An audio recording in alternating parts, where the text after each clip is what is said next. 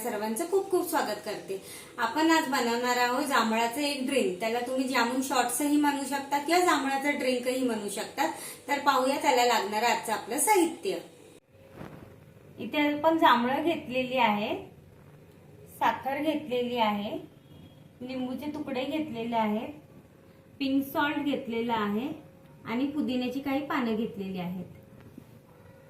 चला तर मग आता रेसिपीला सुरुवात करूया। इथे आपली जी जांभळं आहेत ही अशा पद्धतीने आपल्याला कट करून त्याच्या बिया वेगळ्या काढायच्या आहेत आणि त्याचा गाभा वेगळा काढून घ्यायचा आहे।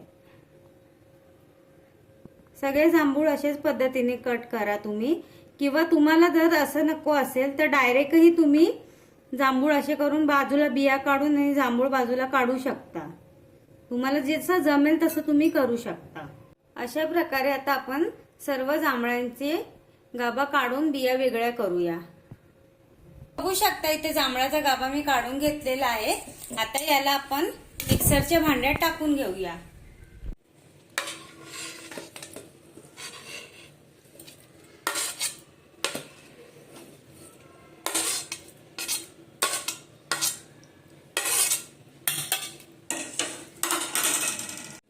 आता आपल्याला यात 4 चमचे साखर घालायची आहे।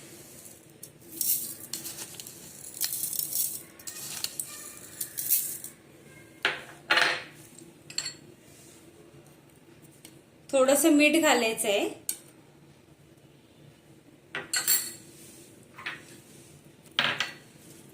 थोडीशी पुदिन्याची पानं घालायची आहेत आणि लिंबाचा रस घालून घेणार आहोत। आता मिक्सरच्या भांड्याला आपण झाकण लावून घेऊया आणि मिक्सरला छान हे फिरवून घेऊया। तुम्ही पाहू शकता इथे जांभळाचा पल्प किती छान पद्धतीने तयार झालेला आहे। आपण आता या ग्लासामध्ये हा लिंबाचा तुकडा टाकणार आहोत, थोडीशी पुदिन्याची पानं घालणार आहोत आणि या पद्धतीने मिक्स करणार आहोत। असे तुमच्याकडे एखादं कुटायचं असतं ना, त्या वस्तूने अशा पद्धतीने मिक्स करून घ्यायचं आहे। त्याच्यात पुदिन्याचा अर्क, लिंबाचा अर्क छान व्हायला पाहिजे असं।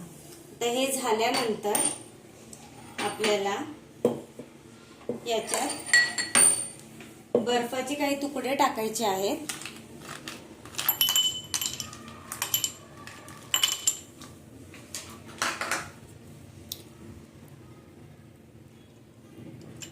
हा जांभळाचा अर्क टाकायचा आहे।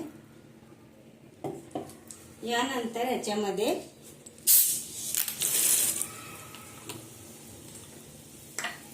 हा सोडा टाकायचा आहे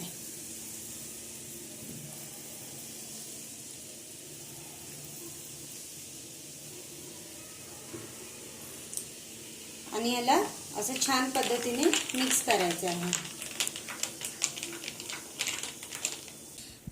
या ग्लासाला आता आपण अशा पद्धतीने लिंबू लावून घेऊया आणि वरून थोडीशी पुदिन्याची पानं टाकूया।